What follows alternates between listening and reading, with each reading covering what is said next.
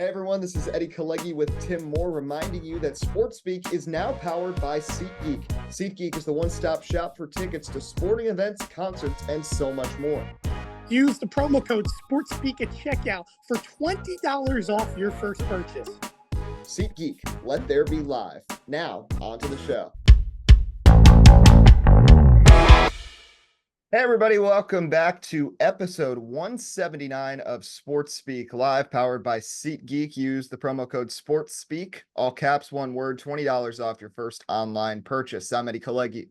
And I'm Tim Moore. We have Alec Crouthamel with us today, just a couple of hours before he'll be jetting off to Europe for a couple of weeks, going to France and Switzerland. He should have a fun time. Alex C is here to help us break things down. We're going to talk some Major League Baseball. We got a new segment with Tim that we're going to dive into as well. And the NBA Finals are complete. The Celtics have won their 18th ring, taking down the Dallas Mavericks in 5. We're going to look at what went wrong for Dallas and whether or not they can come back to this stage in these next few years. We'll definitely get into that. But before we do, I do want to touch upon maybe the biggest news in Major League Baseball this week, the unfortunate passing of Willie Mays. I mean, he was a staple of the sport, passed away at the age of 93. And I mean, to talk about, professional athletes that did the right thing, he not only met the standard, I'd say he set the standard. An incredible player on the field, an even better person off the field, and really a great spokesperson and patron of the game of baseball.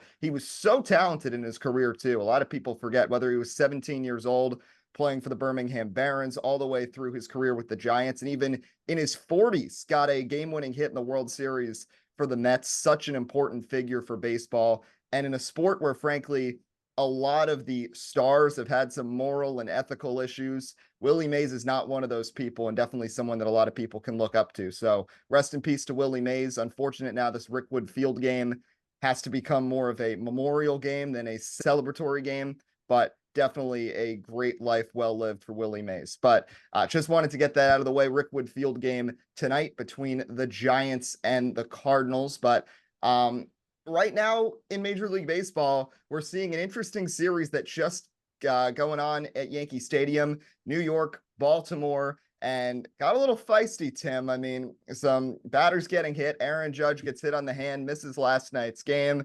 Yankees get revenge on Gunnar Henderson and Colton Cowser, and these are the two teams that are going to contend for the AL East. I personally still think the Yankees are better fit potentially to make a deeper run in the playoffs than Baltimore right now, especially since the Orioles have had 3 guys have Tommy John surgery now in the last month that were in their starting rotation. But can't deny these are two really good teams, and we're seeing really a brewing rivalry between these two clubs that we haven't really seen maybe in like 20 years. Yeah, no, I definitely agree. And I think the big thing is that for the first time in a while, you're looking at Baltimore not just being a World Series threat, as we talked about at the start of the season, but we're looking at a division yet again this year where you're constantly playing good teams. Division play, even though it's cut down a little bit because of how the schedule has changed, it still matters because you're limited only so many opportunities against these ball clubs. And I think the fact of what we're seeing is, and for the record too, you have to think about this. The Yankees may feel a little bit frustrated as well, just because of the fact that you looked at what happened to Anthony Rizzo the other day. And granted, that had nothing to do with this series. You get hit in the hand with Aaron Judge, who's baseball's best player. It's just, it kind of sets a tone of going, things are, how do I put it? You've been healthy to this point in the season, and to see hit by pitches, which is a part of the game, right? But to be the reason against your division rival, I think can be a little bit frustrating if you're the Yankees. Luckily, Aaron Judge got away free. Looks like everything's going to be okay. Fingers crossed, because again, you never know. They said that last year, no injury with Judge, and then it took forever for him to come back. The point is overall that it's good to see a series like this. It's good to see a budding rivalry because, to be honest with you, this year, we haven't really had it in baseball. Forget about just the Yankees in general. I mean, there hasn't really been, there's been exciting rivalries, I guess, a couple fights here and there, but nothing that has had actual meaning to this point. And to be honest, I think that has partly to do because there's really no division in baseball that's uptight and close at an elite level right now, other than the AL East.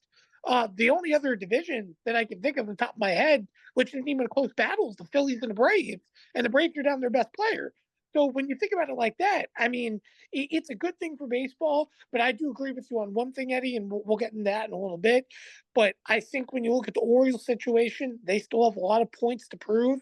But I mean, the Yankees have the superstars, they have the non-homegrown pieces, they have the investments, and that's the difference between the Yankees and the Orioles. And I don't think either team is wrong for the record. I think both have had great growth to development.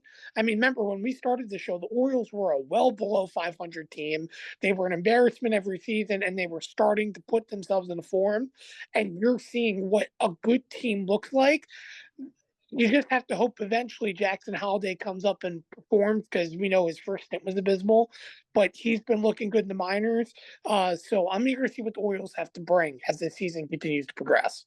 Yeah, I'm interested in that too. And I mean, I also think we've seen the changes with David Rubenstein taking over and the Angelos family no longer a part of the team. The next change needs to be you got to make moves at the deadline. And you have this one of the best farm systems in baseball, so many young prospects. You're going to have to give up a player or two and add a starter, because with all of these injuries, it's a necessity. But speaking of injuries, Alec, I mean, the Yankees, well, they just got Garrett Cole back over this last week or so, and we know injuries have brought the Yankees down the last couple of years. They've started to look a little weird. Soto misses a couple games. Now Judge gets hit on the hand. Jason Dominguez was supposed to come back. Now he strains his oblique. Anthony Rizzo's hurt after the collision.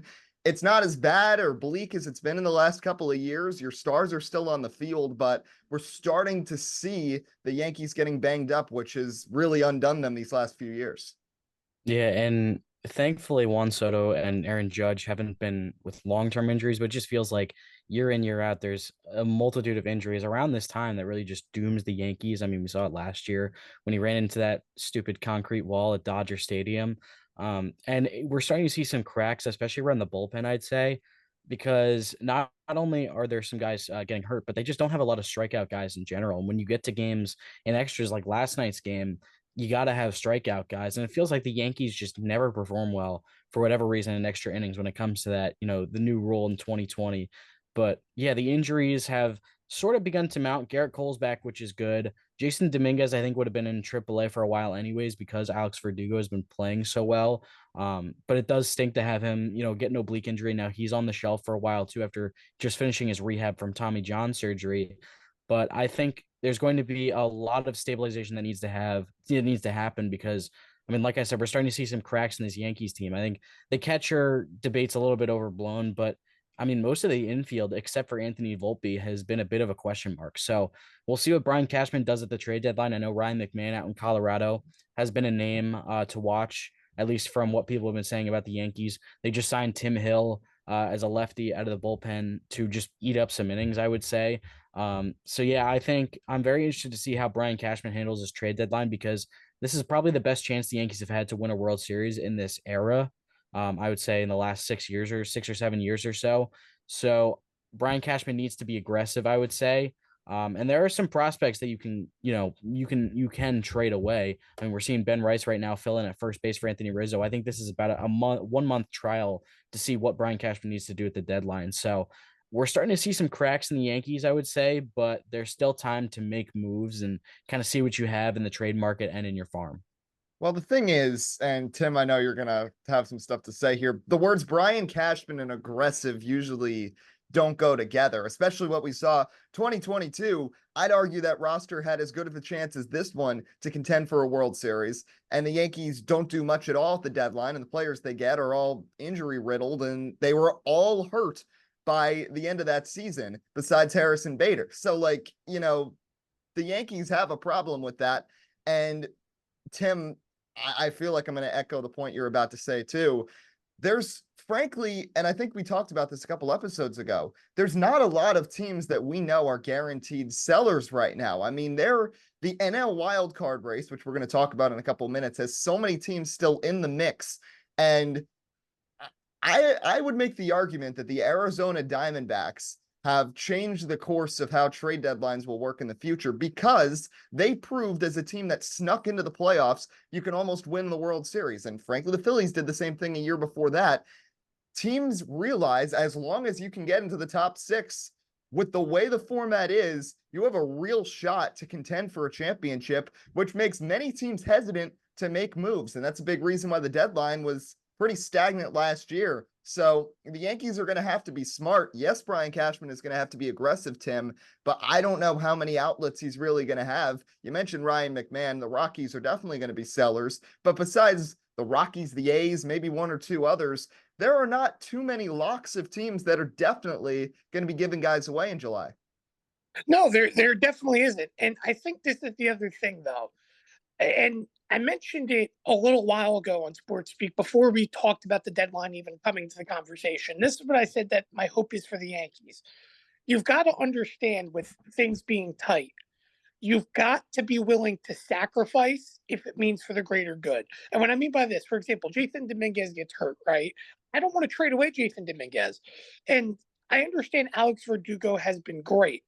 But if giving away somebody like Alex Verdugo means bringing in, for example, I know I keep on bringing up his name, and I know it's not exactly a full realistic option since the Cardinals are still in the mix. But if giving away an Alex Verdugo means getting somebody like Nolan Arenado, who's consistently a 3,100 guy, can hit, and by the way, has 10 gold gloves in 12 seasons, that's something I'm willing to do. That's something I'm willing to. Of course, you're going to need to give a lot more.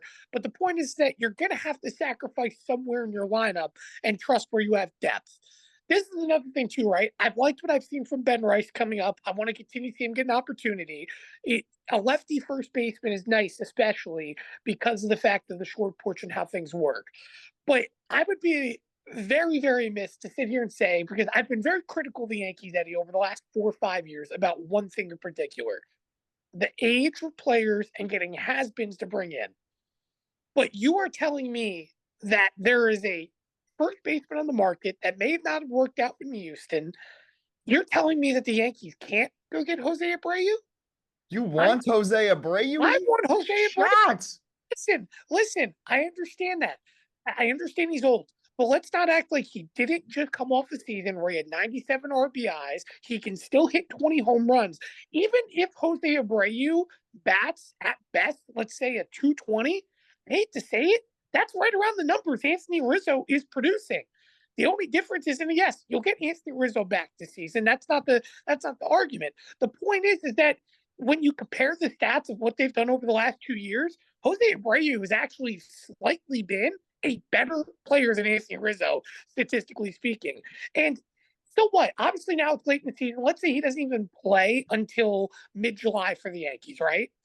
If he still hits 15 home runs in most ball clubs, that's still top 5 on a team.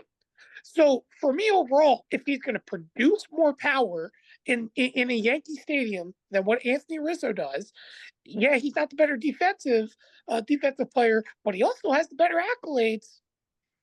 I would be willing to give Jose Abreu a shot because it doesn't come at a cost. Remember, the Astros all owe him all this money, so he's probably not going to be that much of a cost to bring in, right?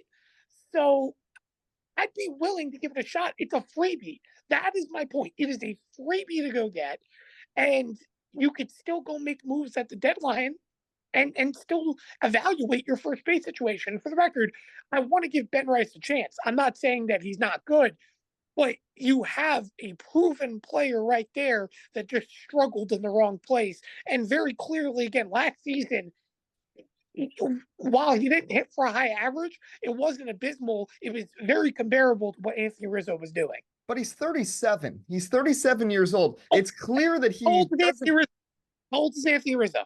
He's old too, but you just called up Ben. Listen, this is the problem, because Yankee fans will try and get like one guy like this, and Brian Cashman will be like, okay, I'll do that. And then what will happen? He'll make no other moves, and then he'll do his annual press conference on August 2nd where, oh, I'm happy with the team we have. By the way, Nestor Cortez is hurt, and Jose Abreu is our guy.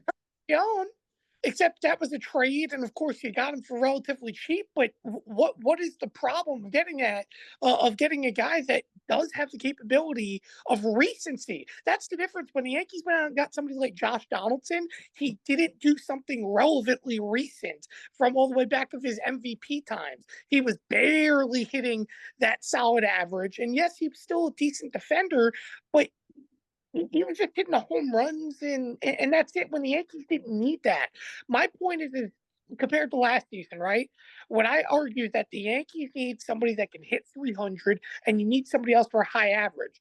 Jose Abreu doesn't need to be that guy. The Yankees have Aaron Judge and Juan Soto. Juan Soto has been the complementary piece the Yankees need offensively. Giancarlo Stanton, the reason why Stanton fits perfectly now to the lineup is because he can bring big bats and big moments, and he doesn't have to hit that high average that he had done 3 seasons ago. Okay, I understand that.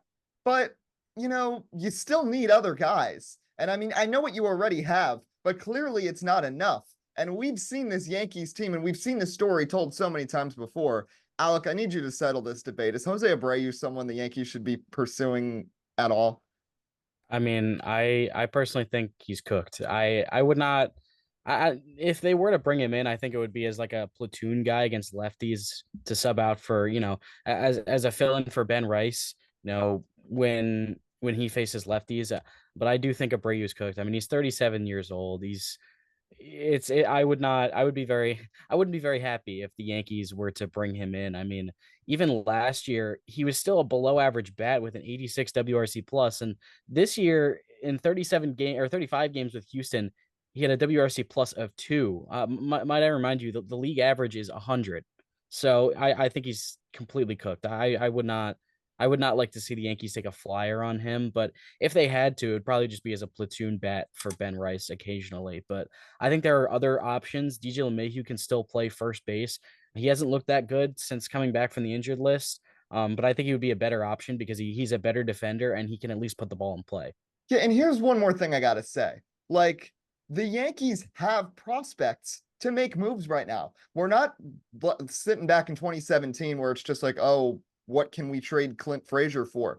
I worked in Somerset last year. That team was bopping all season long, and they're still really good this year. And they got guys in Scranton and Hudson Valley. They have the pieces. And after we saw with the Padres back in December, frankly, how little the Yankees had to give up for Juan Soto because of some of these prospects. I mean, you lost Drew Thorpe, but besides that, it wasn't really all that bad. The Yankees have the tools in place to make moves, and to settle for someone who, in most offensive statistics, has been the second worst hitter in Major League Baseball this year, only above Martin Maldonado, is not something the Yankees, who are trying to win a World Series, frankly, should do. I think there are other guys out there, but let's transition off the Yankees. I know someone who I think would be a perfect fit for the Yankees, Alec, because I know you love sabermetrics and all these advanced stats and everything, and WAR, which means wins above replacement.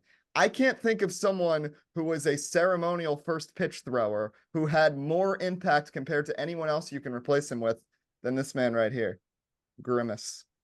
The Yankees should trade for him. He changed the Mets season. Now, they did lose last night, but it was the most exciting Mets baseball has been since 2022. 7 straight wins against a Marlins team they can never beat. The Padres, who beat them kind of controversially in the playoffs 2 years ago, and the defending World Series champs. What a run they went on. And shout out to our Lord and Savior Grimace. I mean, he has been such a great piece, and the Mets are back in the conversation suddenly. I still think they're bad, but it was a fun week of baseball. I think the fact that the Mets are back in the wild card race is more of an indictment on how bad the National League has been.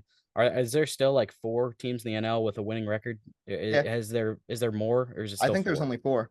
Yeah, I think that's just more of an indictment on how bad the National League is. But I do think it's kind of funny that we are accepting that our Lord and Savior Grimace is taking over the baseball world. And I would legitimately trade the entire farm system. Jason Dominguez, you can go play in Queens. Grimace is playing left field right next to Juan Soto for the next 15 years. I think Grimace would be better than Clark Schmidt.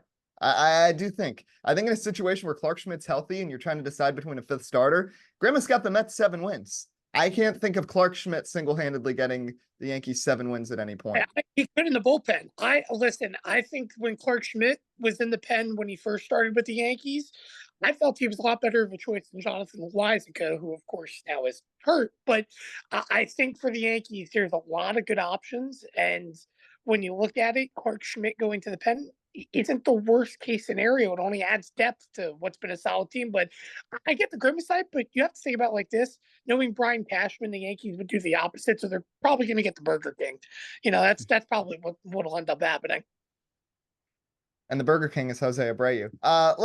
You mentioned, Alec, the NL not being very good this year. And suddenly we know the Braves with Acuna getting hurt and Spencer Strider getting hurt, they lose their two best players. Ironically, in 2021, they lost their two best players and went on to win the World Series, but that's still a concern. And then the Dodgers suddenly are banged up. Yamamoto's out. Mookie Betts gets hit on the hand. He's out 6 to 8 weeks.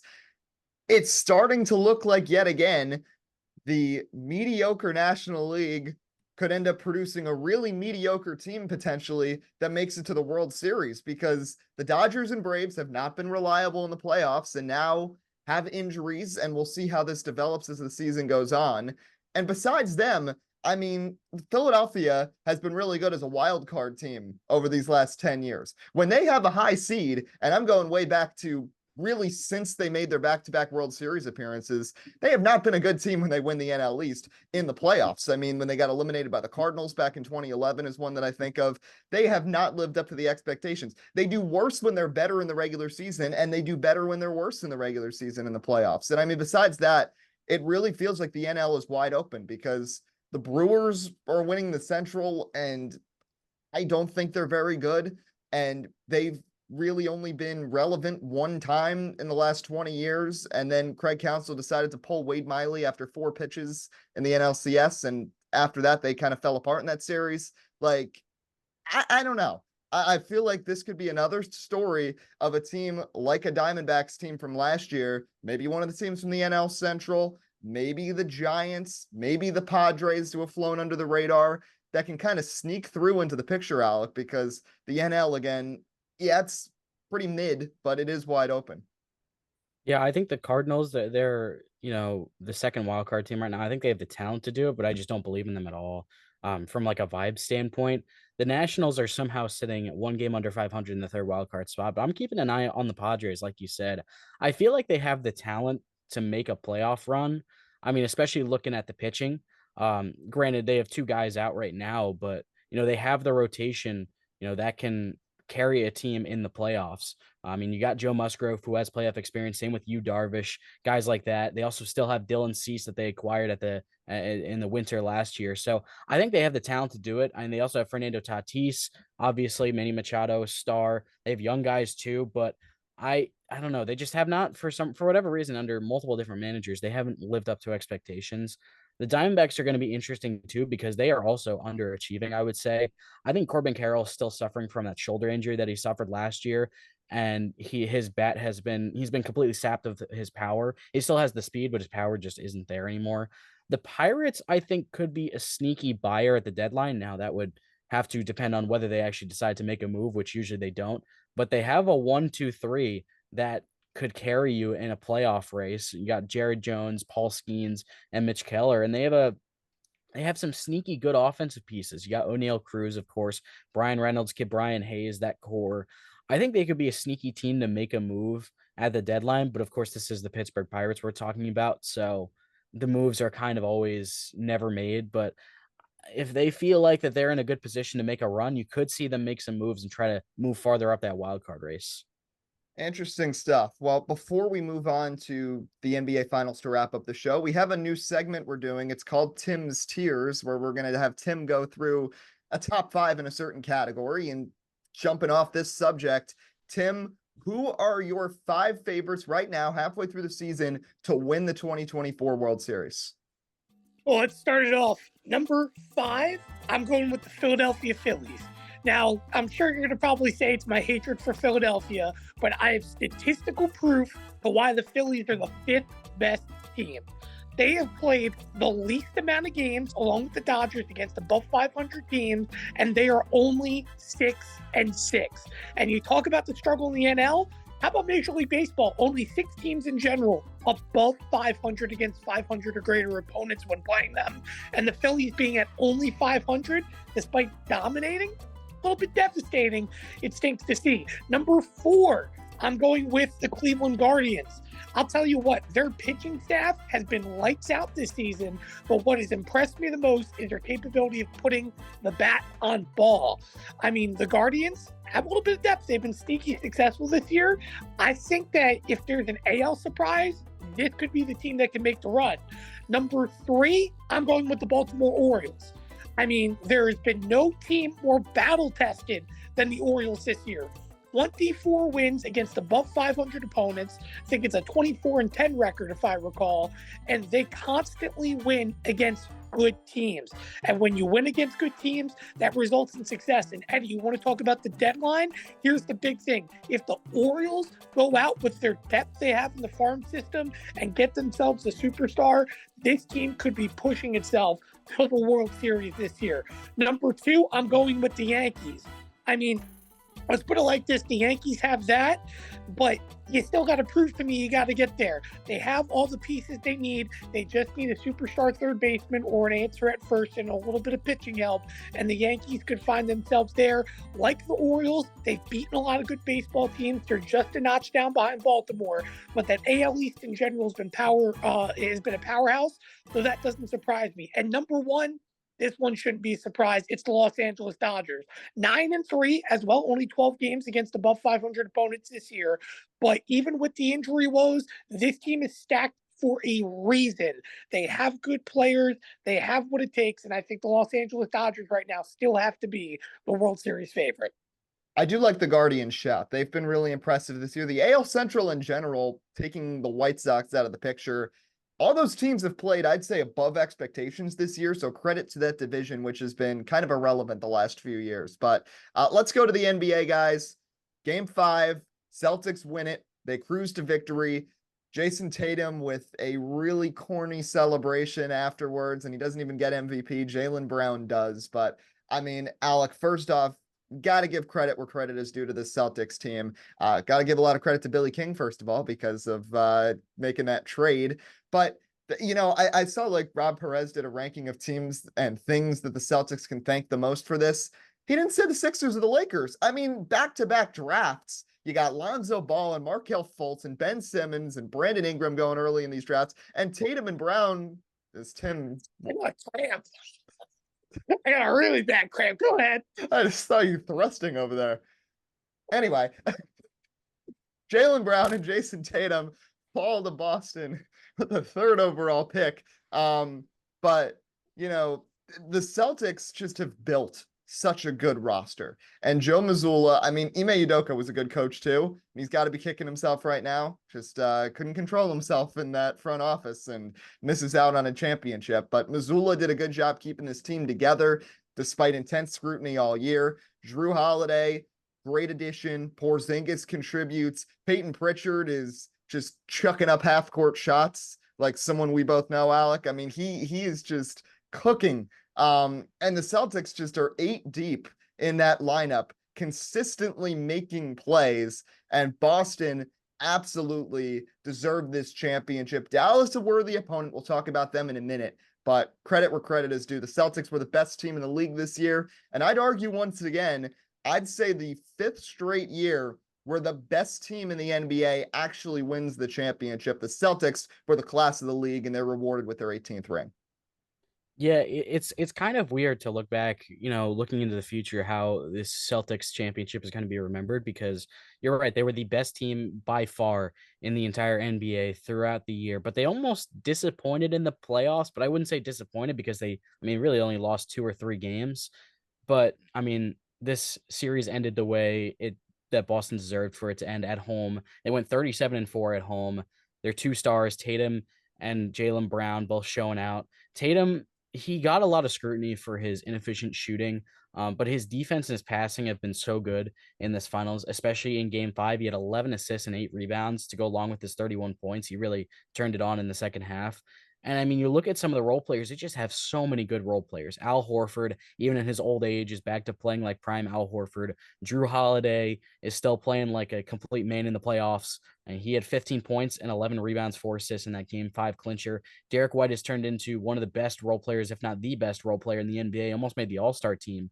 And then you got Kristaps Porzingis, who, looking back a year ago, I would say a lot of people, myself included, really didn't like that trade where they gave up Marcus Smart, but they ended up getting the best player in the whole trade, whether Tyus Jones, Marcus Smart, or Kristaps Porzingis. Porzingis was the best player, or the best performer, at least this year, in that whole trade. And they got 2 first-round picks, too. I saw a tweet that was like, can these GMs please stop trading with Brad Stevens? I mean, the guy has shifted seamlessly from a great head coach to a great executive. So big shout out to him, too. And then Sam Hauser. This guy was a good role player in the Big Ten with Michigan State, and now he's turned into a good role player in the NBA with the Celtics too. So they just have so many different guys that can contribute. And I mean, I don't think anyone has moved their perception more than Joe Mazzulla in the last 365 days. I mean, there were a lot of people in the national media saying he should have been fired after last year.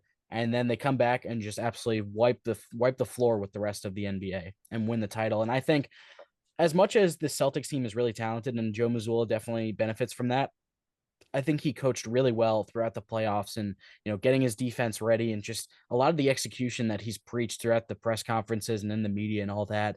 I think he did a really good job here, and it shows that he's a really good NBA coach, and he's still only 35 too. He's basically the same age as Drew Holiday, which is just absurd. But yeah, you mentioned Brad Stevens, and I mean, the amount of stuff that this guy has accomplished, and he's only like in his late 40s, 50 years old, is insane. He almost wins a national championship at Butler, comes to the Celtics, and while he didn't win a championship, made them a contender just about every year when he was the coach, besides when they entered the rebuild, and navigated those years with Kyrie Irving, took that Isaiah Thomas team deep into the playoffs, and now just, seamlessly transitions into becoming an executive and makes what ended up being 3 major impact moves over the last year and change to bring in Drew Holiday, Kristaps Porzingis, and Derek White, all moves that people didn't really know how they were going to work at the time, and they all paid off in a big way. Before we go, I want to shift to Dallas, though, briefly, Tim, because the Mavs put up a decent fight. Luka Doncic was arguing a little too much with the refs. Kyrie Irving didn't burn enough sage in his 3 games in Boston and didn't really perform all that well. But the Mavs are a really young team besides that. And I think they're going to be good in the future. And we should be talking about them as a team that can win a championship in the future. And I said it last week. I still think they can. I still think Luka Doncic can become the best player in the NBA. I think he needs to get a little more fit. He's got a little too much poundage there. But besides that, he is an elite player. But the real challenge, as is always the case when you're talking about any inexperienced Western Conference team that goes on a run, going back to the Clippers 10 years ago, the Rockets like 7 years ago, the West is so loaded, it's so hard to get back there. And that's what's going to sting for the Mavs, because we know the Thunder are going to be elite. Minnesota proved that they're a worthy opponent. Jokic in Denver. Phoenix has pieces. The Lakers, as long as LeBron's in that roster, you still have to keep them in the conversation. The Clippers have guys. The Warriors still have Steph Curry. There's teams like Houston and Utah and New Orleans that are on the rise. It's so difficult to judge how the West is going to go. And there's just so many stacked teams that, while you want to say, Tim, that Luka Doncic and Dallas can be back on the same stage and maybe win it in a year or two, it's going to be so difficult because they're just in such a difficult conference. Yeah, I heard that in another sport a while ago on an SB's episode with Peyton Manning, or where he said the Atlanta Falcons will be back, and they haven't been back since. I'm not saying the Dallas Mavericks won't be back, but the fact of the matter is that the way I look at it for Dallas, and you kind of hit it on the nose, Eddie, it's not even the Western Conference is so good. The problem with the Western Conference is it's just simply unpredictable. And in the NBA, where there's a lack of loyalty and things can change from literally season to season, that's what's going to make it very interesting, because again, we don't know what the direction of the Suns is going to look like. For example, we don't know if even the Lakers decide, hey, last second, we want to tear it apart, and could change a whole direction of the Western Conference, trading guys to other teams, or even on the side of the Eastern Conference. But I think for the Mavericks, again, it goes to maintaining your core, maintaining what you got and what you built. And you got to now find that answer to move forward. Again, going into the playoffs for the Mavs, what I felt about this team was you had a lot of production, right, from depth guys. When your best players didn't show, depth guys showed up. But unfortunately, in a game of superstars, that doesn't matter. For the Celtics, I mean, granted, Luka showed up this series, don't get me wrong. Kyrie Irving was a little bit quiet. Other than that, to be honest with you, and you can correct me if I'm wrong, but I felt the Mavericks' next best, most consistent, productive players throughout the series was Tim Hardaway Jr., and he barely got minutes. So it was like, for the Mavs, I feel that moving forward, you gotta find answers to plug in and find some more productivity, especially in the forward positions. But overall, you have what it takes. It's going to be difficult, but you have to be invested and willing to go out there and give and get. And the big thing is, and Alec, you mentioned it before as well, don't trade with Boston. Granted, you're not going to be trading with Boston, but don't trade with Boston because Brad Stevens, he wins almost every single trade. But you got to be willing to make some trades this offseason. You got to be willing to get aggressive because I think this Mavericks team still has an upside. But man, it's just so hard because again, we talk about it every preseason, whatever. Where more often than not, all of us never predict who's going to make the NBA Finals properly. That's why the NBA is great because it, like I said, it's unpredictable. But you have to create a sense of direction. We all knew Boston was the best team coming into the season. We just didn't think, well, most of us didn't think, Boston could be there, but they may not win because NBA is unpredictable. They proved it this year that the best team can win. For Dallas, you have to prove that you're good enough.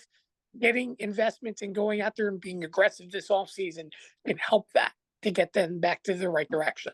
And one final point I must make before we sign off. Can we say this is the end of the super team era? I mean, Denver wins last year with one great player. 3 years back, you've got this Milwaukee Bucks team with Giannis and complementary pieces. The Celtics, while Jason Tatum's a great player and all, they're not a super team that's built with superstars that are getting paid a bunch of money. The Clippers, the Suns, they're built like that. And what happens to them? They're out in the first round. Sorry, Alex, see about the Clippers. But that is the way the NBA works now. You cannot just win championships because you pay a bunch of money to 2 or 3 players. We saw it with Phoenix. They had so many flaws. They had no bench, and that's why they got swept in the opening round. You need to have a roster built, and I'm glad the NBA has adjusted and progressed well enough that teams have figured out ways to navigate super teams, because for a few years, the Heat, the Warriors, the Cavs, those were super teams, and they were winning everything. Toronto kind of changed things with Kawhi, and I'm glad that course has been run, and now we've entered a new era. So congratulations to the Boston Celtics